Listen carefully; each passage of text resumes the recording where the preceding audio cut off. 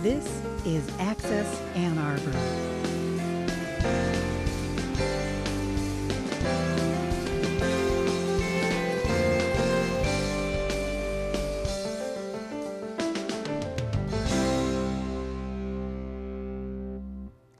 Good evening. We're now a group of people to talk about summer camp. Let me first of all introduce Marilyn, Executive Director. Marilyn, could you tell us a little bit about your summer camp scholarship program? Our organization is called Summer Camp Scholarships. We use children who qualify for the free lunch program and that qualifies them for our program. So they're kind of pre-qualified by the government, and we think that's a great way to do it. Okay, can you tell us a little bit about what age group you reach out to? We are reaching out. We don't yet have, we aren't yet able to reach the whole county, so we start with the district that has the highest percentage of kids eligible for the free lunch program, and that district would be Ypsilanti. So we start with Ypsilanti, and now for this year we're focusing on a single school, and from that single school we'll be able to send all of the 4th and 5th graders who qualify for free lunch. We use 4th and 5th graders because 4th grade is the first age where you're really old enough to be able to want to be at home, away from home for a week at a time. Mm-hmm.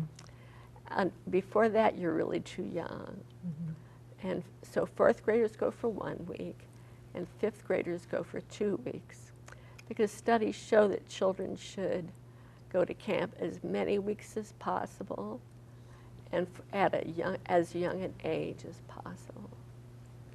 Have you found something particularly gratifying about your work with these youth? What's particularly gratifying is meeting, when we take children to camp, is meeting their families and talking to their moms and seeing them say goodbye to their moms. And also when we drop them off and seeing how glad they are to be home. Mm-hmm. Just being a little part of these kids' lives is what's really gratifying. Yes, indeed. Now I'd like to introduce a board member. Andre, could you please tell me a little bit about being a board member for summer camp? Sure. I'm not actually a board member. I'm the Director of Development and Marketing for Summer Camp Scholarship, so I'm not on the board. But I do work with the board, and I work with Marilyn and her husband, David. And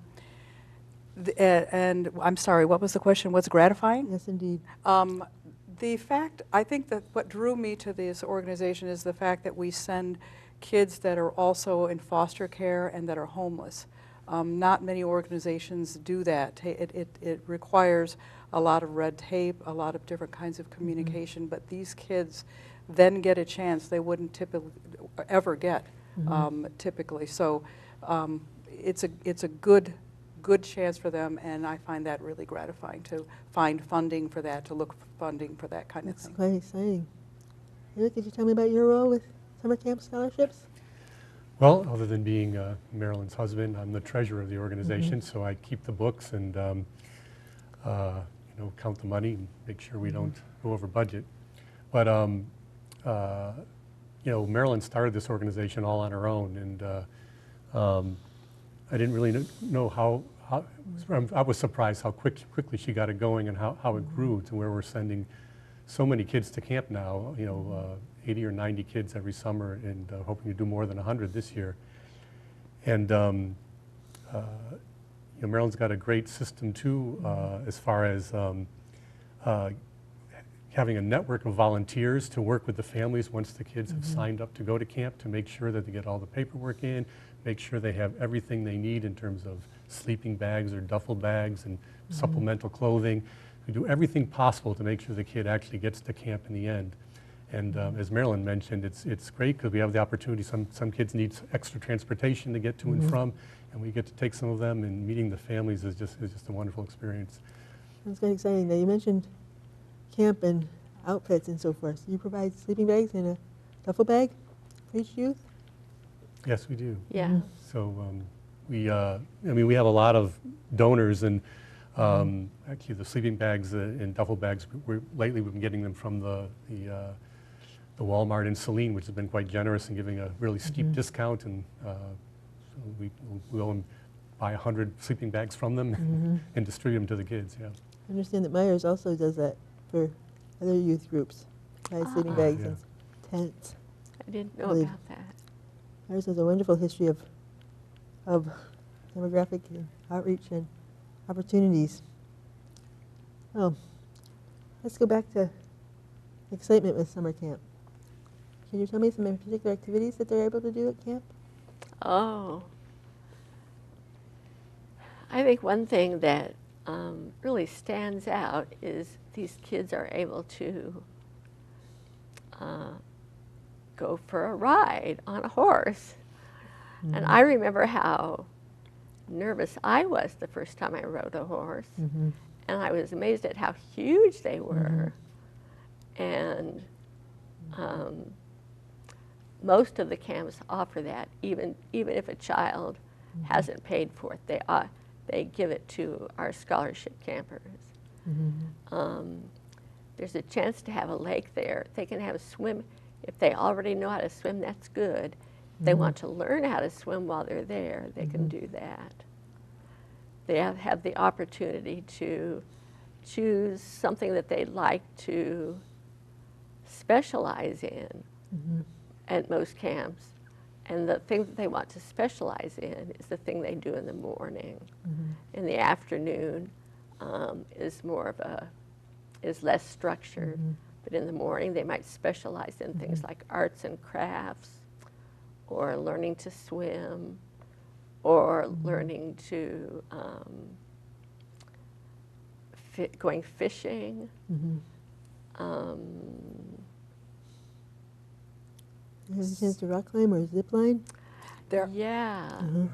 The store often they have ropes courses, Yeah. and the kids, they also get to get really dirty in the water. They have mud. They cover themselves with muds and have games. So they're all just completely filthy dirty, and it's just a great experience. It's just, you can't tell one dirty kid from another. I think all of the camps have rock climbing walls now. That's braver than I am. Yeah, me I mean, it's too. very difficult. Right, And then zip lines are fun, though. I enjoy right. them a lot. I think it helps build a lot of confidence and self-esteem in some of these youngsters. One of the reasons I got, when Marilyn decided to start this organization, I was kind of excited because I look back at summer camp myself as being, something that, I gained a lot of self-esteem. I was a pretty introverted, shy kid. And then once I went to summer camp away from home for the first time, and I wanted to go every year after that. And part of it is that there's so many activities that you're going to be good at something. And it's one of the things when we're taking the kids home from camp, without exception, when the kids are talking about their experiences, there's always something they're really proud of. They got to do this, or they were recognized for doing this well. And I think that's really important. And these kids would miss out on that without this organization. That sounds marvelous. It sounds like extra opportunities to be sure of competency. Can you give a more specific example of working with a youth who was excited about saying that they could rock climb, or they could zip line, or they could ride a horse? Yeah, so I mean, sometimes it's not physical activities. Most of the camps will have some kind of productions where people might like sing or little plays, and I remember one kid we were bringing home was just so proud of the fact that he was voted the best singer in for this little talent show or something they had. So sometimes it's things like that, but certainly people mentioning rock climbing and stuff. Yes, indeed. I think of a lot of songs around the campfire. They have a Yeah. lot of Right. music around the Yes, indeed. campfire. And you can almost Very good. always remember a camp song. As long as you live, you can, there's always the repeat after me songs, there's the ridiculous songs that are still in our, I mean, we could probably sing one right now. We won't, but we probably could. Yes, indeed. It brings some songs to mind, and I sometimes leap into singing, so I'll hold back on that this time now. Yeah. Marilyn, what do you see as growth for your work? I'd like to make sure that all 4th and 5th graders from Ypsilanti will run to camp. And would you extend it to high school age? I don't see expanding it that way. If we were ever able to send all of the children in the Ypsilanti community schools to camp, that would be a wonderful way to expand. The next lowest district in the county as far as the percentage of kids who qualify for free lunch is Lincoln, the Lincoln School District. So that would be the school district that we would, where we would invite kids next. One of the things that our goals would be to expand for the whole county for the 4th and 5th graders. We really targeted that at that age group now, and but the numbers are staggering. So like even the Ann Arbor School District is it's a pretty affluent district, but it's also very large, and even though the percentage of kids that qualify for free lunch is much lower than Ypsilanti, the total number is much greater than Ypsilanti. So there are many more kids in this situation we'd like to help in the county. It would be nice to have every kid that wanted to go be able to go, because we'd have enough funding to do that. And that is our goal. That is certainly my goal. We have a number of funding sources that between individual donors, some of the foundations, Rotary, Kiwanis, but some of those are smaller amounts, although really valuable. Everything counts. Everything adds up. $5, $25, $2,000. All those kinds of things add up. But we need to reach a broader base of people.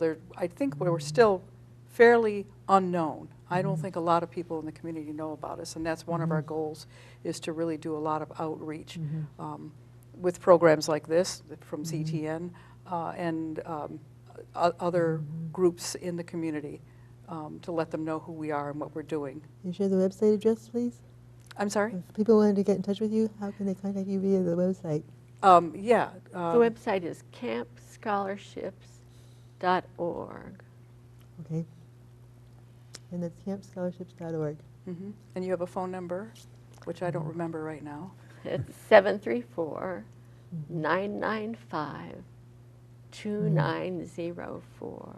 And you can also find us on Facebook. On Facebook, you can. It's We're Summer getting Camp high-tech here. Scholarships, yeah. Yeah, and that'd be great if people looked at the Facebook and liked us, and we will be posting things that are going to be happening, events, pictures of the kids as we near camp and after camp. So watch the Facebook and contribute, What's your comment. expected budget this year? We're looking at roughly, so for the budget for sending kids to camp, covering the camp fees and sleeping bags and duffel bags, all of that, we're looking at about $40,000 that we would need to send our goal, which is somewhat over 100 campers. And so far we've raised about 25,000. We just talked about that the other day. That's marvelous. So we've got a bit more to go, but we're hopeful to get there. If someone wanted to take on the opportunity to bring in one child, what would that fee be? For example, if I wanted to sign up for 1 week for a fourth grader. yes, indeed. Yeah. For a fourth grader would be, because the camps give us a great discount, for a week for a fourth grader would be $350. Okay. And a week for a fifth grader, 2 weeks for a fifth grader would be about 600.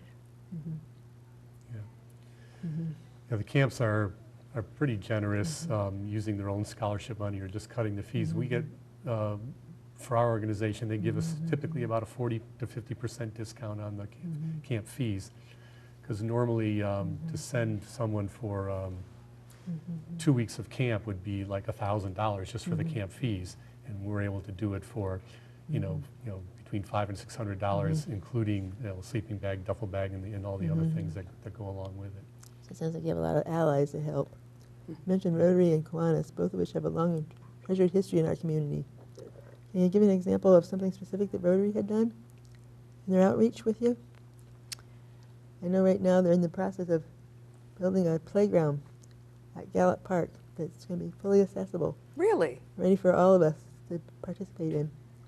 It's marvelous because it's going to allow students with disabilities and youth with disabilities to go between Argo and Gallup Park by the sidewalk. Uh-huh.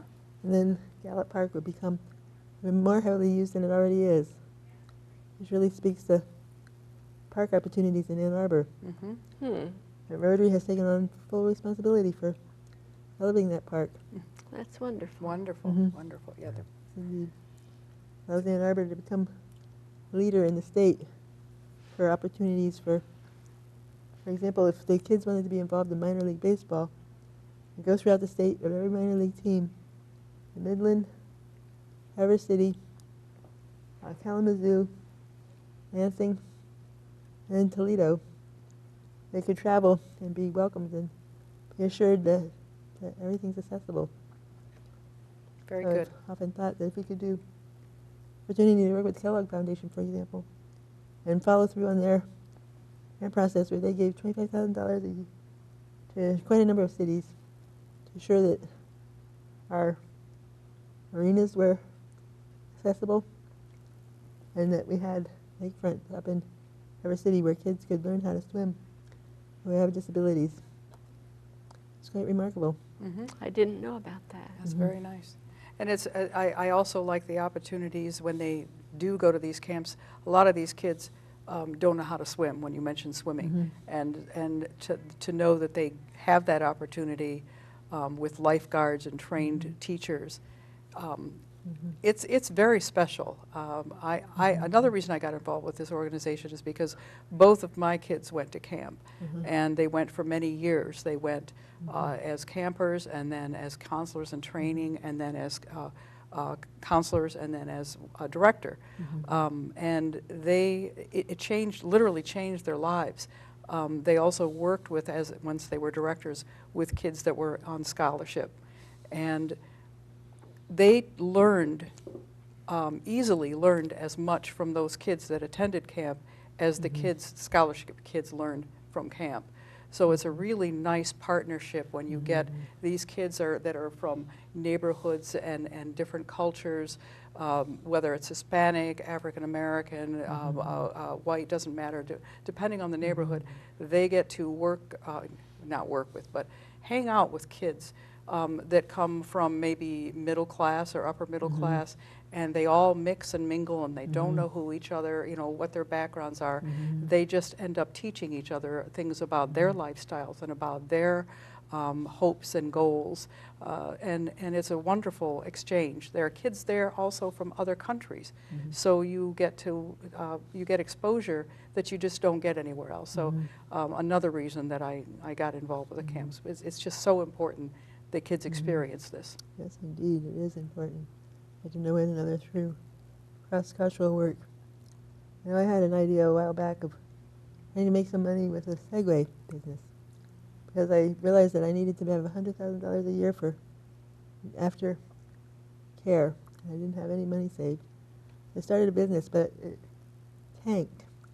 And if it could come back again, I would have it be working in Ypsilanti with the fact that youth could become entrepreneurial and could deliver groceries to shut-ins and so forth.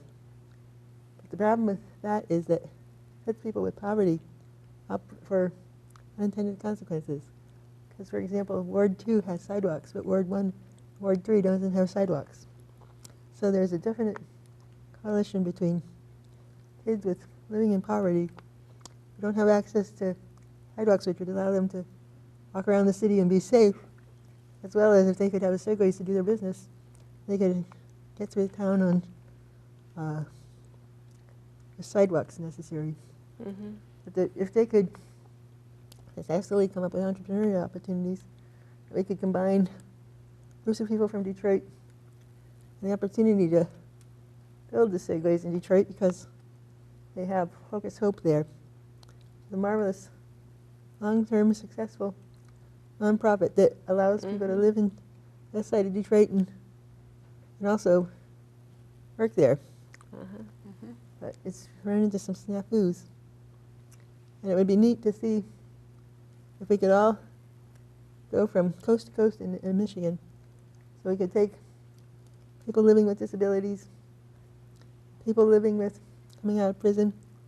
There's so many people coming out of prison can't have opportunity to,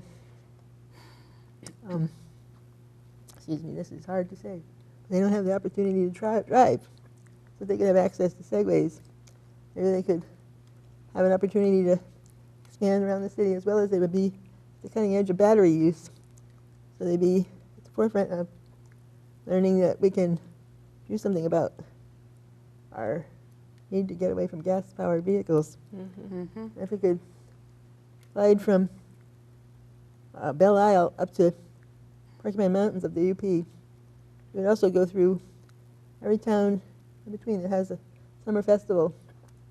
We could participate in parades and so forth, have a lot of fun, and get to know one another better. So then it would allow for people living in Michigan to realize that we have a lot of good things here. We have a lot of good things. And we Mhm. also have a lot of really good nonprofits in Washtenaw County. And of course, we think ours is one of the ones with a really important goal. There's so many good nonprofits, but I think that if we can make people aware of summer camp scholarships and the mission and how important it is, the qualifications that Marilyn talked about, the school lunch program, that qualifier. And in Ypsilanti, there are so many kids, and and as you mentioned, in Ann Arbor also. Actually, I'm new enough with the organization that I don't know. Do we serve people in? Is Milan in Washtenaw County? Yes. Yes. And are there kids from there? But our focus is, this year on Ypsilanti. But is that part of the goal to even include those at some point as we expand? That would be part of the goal, yes, because free lunch includes low-income foster kids and homeless kids. We can't yet afford to take the children that are low income because that's the greatest group. Okay. But countywide, we are able to take, for example, the kids from Milan who are homeless in foster care. Oh, okay. Okay. These are good question things for me to know, again, because I am just new enough that I think I know a lot about this, but I don't know it all. So I get to ask you right now these things, and Foster care can have a kickback effect because the kids that live in the house sometimes get jealous of what the foster care kid has to do, and so it can sometimes create some conflict. I've seen foster care kids get beat up and so forth from wanting to do something that the biological family couldn't do. I don't think that I think that, well, maybe, I don't know, Marilyn, you can probably address that, but how do the foster kids and the homeless kids, how do you find them, and what is the process? We find them through the schools. The Washtenaw County WISD has a program called Educational Program for Homeless Youth, and they keep track of all of the children in the county who are homeless. And so we find the homeless children through them. Okay. That's really special, I think. It's just, it's just really special to have these kids have that opportunity, and the partnerships that you formed in order to, so you're working with these other organizations or with the courts. Do you work with the courts at all with that? No. Not the courts, okay. No. And children who are under the jurisdiction of the court because of neglect or abuse Mm-hmm. are automatically put into the foster care system. Okay. Yes, indeed. All right. Well, some youth go through the criminal justice system, which is a whole different thing because there they can't qualify for scholarships for education as one in foster care can. Mhm. So it makes it a little more complex sometimes to set them up for success. Judge Nancy Francis is a wonderful family court judge who's been judge for many years in family court, but she retired recently. She would certainly know how to guide you through the structures and systems of it. You need another resource. Ah, Sounds like you have it down pretty well, though, so far. Mm-hmm. Yeah, well, there's a lot of, I mean, we were talking about outreach a little while ago, but the primary stuff is through the schools. You know, Maryland has worked with we started out with the Willow Run School District, which is now merged with Ypsilanti, but there were several schools that worked directly with the social workers there and the principals of those schools and the superintendent of that school district. You know, to work out the systems. How do we identify the children? How do we communicate about our program to them? And how do we get them to sign up, working with the schools? And then, as Marilyn mentioned, with the WISD to find the homeless and foster care children. And you did work with an organization that worked with the kids from the that were under the jurisdiction of the court. Wasn't there an organization there that you worked with? yes, but I've found that those children are they say they're under the jurisdiction of the court, but actually they're put immediately into foster So it was an care. overlap then? Right. Okay, all right. So we're getting the same kids. Yeah.